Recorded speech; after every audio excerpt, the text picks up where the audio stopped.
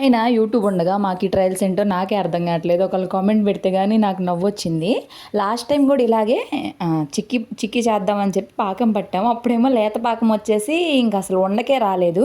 ఈరోజేమో ముదురు పాకం పట్టమన్నారు కదా అని ముదురు పాకం పడితే దాని పరిస్థితి ఎలా అయిందో చూడండి. అందుకే మనకి యూట్యూబ్ తల్లి ఉండగా మనకెందుకు దండగా అని అనిపిస్తూ ఉంటది. యూట్యూబ్‌లో కొడితే ఏదైనా ఇట్టే తెలిసిపోద్ది. అలాగే ఒకసారి థమ్సప్ బాటిలు ఓపెన్ కాపోతే ఓపెనర్ లాగా స్పూన్‌ని పెట్టి వాడమన్నారు.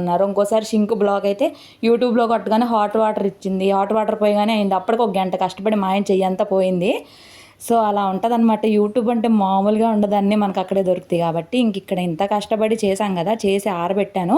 కనీసం 2, 3 గంటలకు కూడా అస్సలకే ఆరలేదు. ఫ్యాన్ కింద పెట్టాము. అప్పుడు లాస్ట్‌కి ఎలాగో అలా ఆరింది.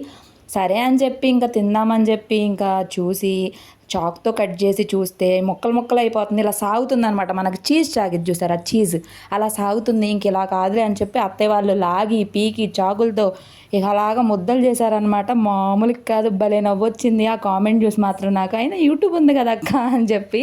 సో మీరు ఇలాంటివి ఏమైనా చేస్తూ ఉంటారా?